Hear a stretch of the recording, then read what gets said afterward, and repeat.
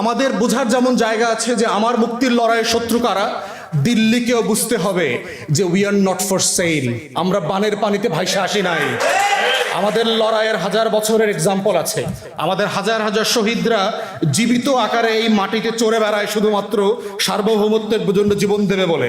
কিন্তু আজাদির প্রশ্নে, স্বাধীনতার প্রশ্নে, সার্বভৌমত্বের প্রশ্নে, আত্মমর্যাদার প্রশ্নে, জাতীয় স্বার্থের প্রশ্নে, আমার ফরেন পলিসি, আমার defence policy, there is no difference of opinion. There can be no difference of opinion.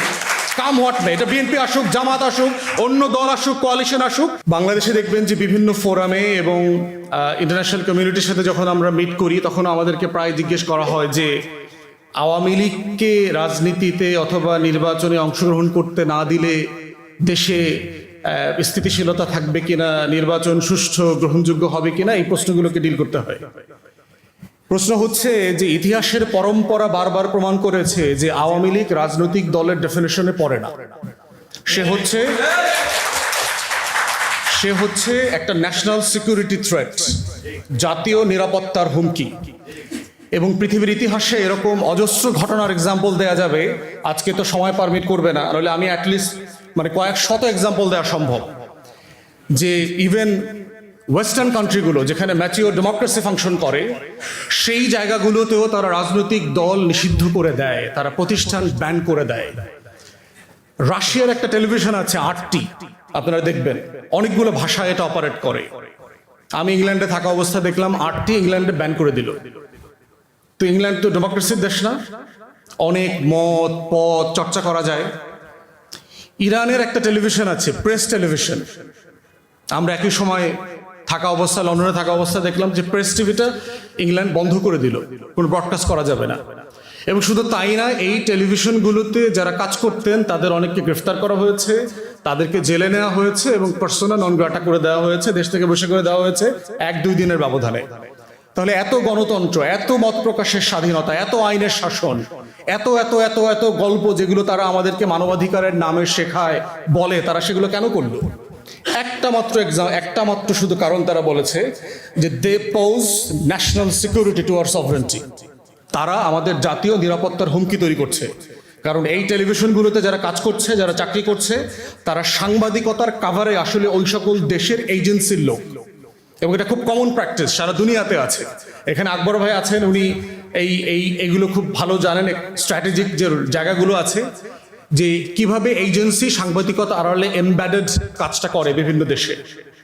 তো ঠিক একই বাস্তবতায় আওয়ামী লীগের জন্ম হচ্ছে আজন্ম পাপ এবং আমাদের নিরাপত্তার হুমকি। ওর জন্ম কিন্তু পলাশী দিবসে, বারবার বলেছি, দেশবাসীকে বুঝতে হবে। এবং এটা কাকতালীয় হইতে পারে, বাট দিন শেষে 1949 সালের 23শে জুন পলাশী দিবসে তার জন্ম। তো ওর জন্মটাই হচ্ছে আজন্ম পাপ, যে ওর জন্মটাই হচ্ছে একটা প্রতিবন্ধত্ব নিয়ে জন্মাইছে, যে ও শুধুমাত্র বাংলাদেশের স্বাধীনতা সার্বভৌমত্বের ক্ষতি করবে, এই ক্ষতি করার মধ্য দিয়ে সে বেঁচে থাকবে। এটাই তার ব্লাড ফ্লো, এটাই তার ব্লাড সার্কুলেশন তৈরি করে, এটাই তার পলিটিক্যাল ডায়ালিসিস। এটাই যে কিডনি নষ্ট হলে ডায়ালিসিস করতে হয় না, দূষিত রক্তকে শোধন করে আবার পরিশুদ্ধ করে। আওয়ামী লীগের পলিটিক্যাল ডায়ালিসিসের প্রসেস হচ্ছে যে বাংলাদেশের স্বাধীনতা সার্বভৌমত্বকে ধ্বংস করে দিল্লির গোলামি কায়েম করবার মধ্য দিয়ে তার রাজনীতি এবং তার রাষ্ট্র কাঠামো গঠন করা। এবং এইটা বোঝার মধ্য দিয়ে হচ্ছে আমার মাটির, আমার জমিনের আজাদির লড়াই, এটা বুঝতে হবে। এবং এই ফ্রেমটা ধরলেই বোঝা যাবে যে ইন্ডিয়ান হেজিমনি কিভাবে ওয়ার্ক করে। এবং ইন্ডিয়ান হেজিমনির ওয়ার্কের 2টা মোটা দাগের জায়গা আছে। একটা জায়গা হচ্ছে তার পলিটিক্যাল হেজিমনি, দিল্লির পলিটিক্যাল হেজিমনির একটা জায়গা আছে। আর দ্বিতীয়ত হচ্ছে তার কালচারাল হেজিমনি, তার কলকাতা কেন্দ্রিক যে নাচ গান কবিতা সাহিত্য, রবীন্দ্রনাথ ঠাকুর, তার যে চর্চা কেন্দ্রগুলো আছে, তার বলিউড আছে, এই কালচারাল ফ্রেমের মধ্য দিয়ে সেই কালচারাল হেজিমনি যেটা কায়েম করে। এখন তার দিল্লির পলিটিক্যাল হেজিমনিটা কিভাবে ওয়ার্ক করে? যে কোনো রাষ্ট্রের অন্য রাষ্ট্রে ইন্টারফেয়ার করবার সবচেয়ে বড় স্ট্রংগেস্ট ফর্ম হচ্ছে ওই দেশের রাজনৈতিক দলগুলোর ভিতরে তার স্বার্থ চর্চা করবার সুযোগ করতে দেয়া। এবং বাংলাদেশের ইতিহাস সাক্ষী, বরংবার প্রমাণিত হয়েছে। পরম্পরায় আমরা দেখেছি বারবার যে কিভাবে আওয়ামী লীগের মধ্য দিয়ে দিল্লি তার পারপাস সার্ভ করেছে। এই জন্য দেখবেন যে 71 সালে যখন যুদ্ধ প্রস্তুতি চলছে, তখন আমাদের প্রবাসী সরকার কোথায় গঠিত হবে সেটা নিয়ে কিন্তু একটা তর্ক ছিল। মাওলানা ভাসানী চান নাই যে সেটা কলকাতায় গঠিত হোক। মাওলানা ভাসানী বারবার বলেছেন বাংলাদেশের সবচেয়ে বড় প্রবাসী কমিউনিটি হচ্ছে লন্ডনে। আমাদের স্বাধীনতার সরকার, প্রবাসী সরকার লন্ডনে হওয়াটা আমাদের জন্য নিরাপদ, এবং একইভাবে আমরা ওখান থেকে ফান্ড রেজ করতে পারবো এবং ইন্টারন্যাশনাল যে সাপোর্ট দরকার সেটা আমরা পাবো। আমাদের যারা সেক্টর কমান্ডাররা ছিলেন, যারা মিলিটারি অফিসার ছিলেন, তারা সবাই বলেছেন যে আমরা চিটাগং হিল ট্র্যাক্সে আমাদের প্রবাসী সরকার তৈরি করব।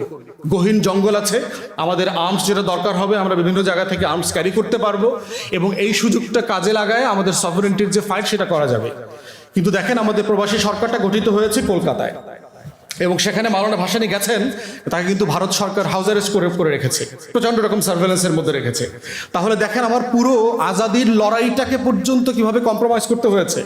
নভেম্বর মাসে যে 7 দফা চুক্তি হয়েছে, দেখেন যে গোলামের চুক্তি, আমার রাষ্ট্রে আমার আমার আমার সেনাবাহিনী থাকবে না, আমার কোনো বর্ডার গার্ড থাকবে না, ভারত ঠিক করে দেবে যে আমার প্যারামিলিটারি ফোর্সটা কি হবে, আমি ইন্টারন্যাশনাল কোনো কমিউনিটির সাথে চুক্তি করতে পারবো না, তাদেরকে ইনফর্ম করতে হবে। আপাদ মস্তক আমার স্বাধীনতার লড়াইতে অংশগ্রহণ করবার যে সেই 7 দফা গোলামি চুক্তি, তাহলে সেই গোলামির ফ্রেম থেকে যখন এই ধরনের একটা সরকার গঠিত হয়েছে, তারা আসলে কি করেছে। এবং শেখ মুজিবের জীবনের সবচেয়ে বড় ট্র্যাজেডি এটাই যে একটা মুক্তির লড়াইতে যে মানুষটা 13 বছর 14 বছর জেল খেটেছেন, সেই মানুষটাই স্বাধীনতার নামে পরতে পরতে বাংলাদেশ আমলে স্বাধীনতা বিক্রি করে দিয়েছেন ভারতের কাছে। এবং এটাই হচ্ছে তার জীবনের সবচেয়ে বড় ট্র্যাজেডি, যে মানুষটা বাংলাদেশের গর্বিত গান্ধী হতে পারতেন, জিন্না হতে পারতেন, তিনি বাংলাদেশের মীর জাফরের রোলে চলে গেছেন, দেশ বিক্রি করার লড়াই করেছেন। যে মানুষটাকে সামনে রেখে বাংলাদেশে মুক্তির লড়াই হয়েছে, সেই মানুষটাই মৈত্রী চুক্তি করে ভারতের কাছে বাংলাদেশের সফরেনিটি বিক্রি করে দিয়েছেন। তো সেই জায়গাতে বুঝতে হবে যে 75-এর আগস্টে কি হয়েছে, নভেম্বরে কি হয়েছে, এবং 7ই নভেম্বরের সিগনিফিকেন্স কোথায়। 7ই নভেম্বর এবং আমাদের আগস্টের লড়াইয়ের কমন ফ্রেম হচ্ছে আমাদের শত্রু চেনার রাজনীতি। আজাদির লড়াইয়ের প্রধানতম শর্ত হচ্ছে ইতিহাসের মধ্য দিয়ে আমার শত্রু চিনতে হবে, এটাই হলো আমার সায়েন্স, এটাই বেঁচে থাকার শর্ত।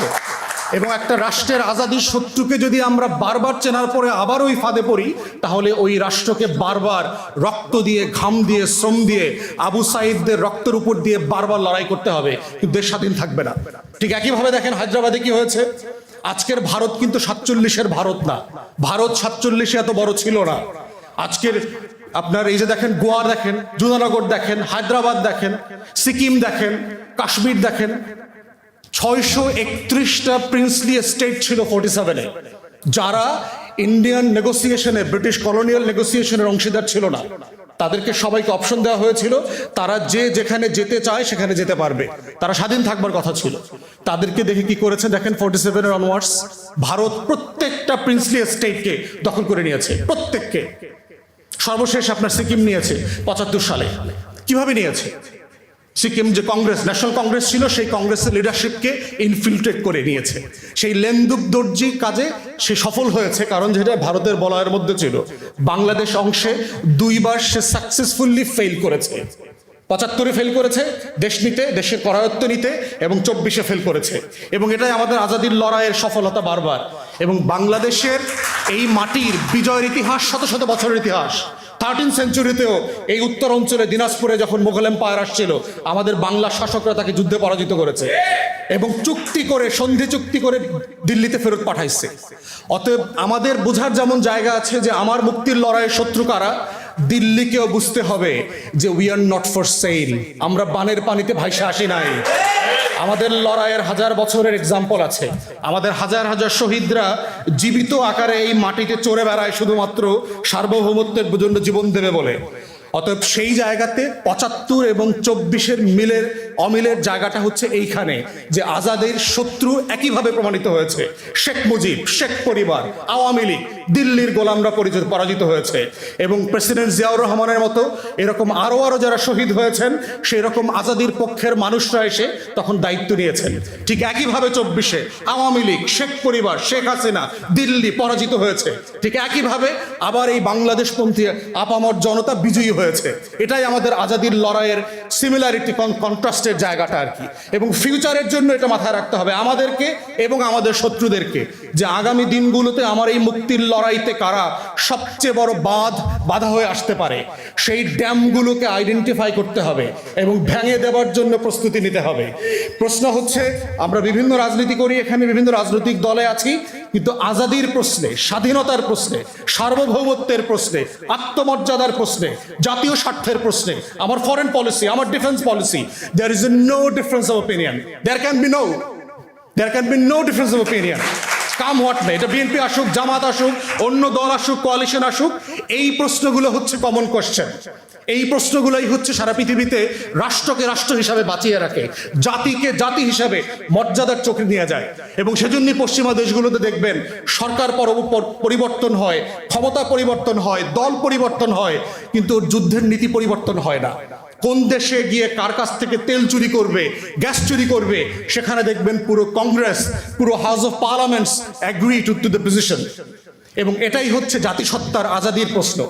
অতএব 7ই নভেম্বর 75 আর 24 এই জায়গাটাতে হচ্ছে আমাদেরকে একটা কমন জায়গায় শিক্ষা দিয়েছে যে আগামী দিনের রাষ্ট্র বিনির্মাণে যে নতুন পলিটিক্যাল সেটেলমেন্ট দরকার, সেখানে এই কমন কোশ্চেনে আমরা কম্প্রোমাইজ কেউ করব না। এর বাইরে হলো পলিটিক্স। আমার হেলথ পলিসি কি হবে, এখানে ডিফারেন্স অফ ওপিনিয়ন থাকবে। আমার এডুকেশন পলিসি কি হবে, এখানে ডিফারেন্স অফ ওপিনিয়ন থাকবে। কে কোথায় নির্বাচন করবে করবে না, এখানে ডিফারেন্স অফ ওপিনিয়ন থাকবে। জুলাই সনদ নিয়ে 100 ওপিনিয়ন থাকতে পারে, কোনো সমস্যা নাই। কিন্তু এই কমন মোটা দাগের প্রশ্নই হচ্ছে আগামী দিনের 7ই নভেম্বরের, আগস্ট বিপ্লবের, 24-এর এবং 75-এর মুক্তির লড়াইয়ের বার্তা। সবাইকে অসংখ্য ধন্যবাদ।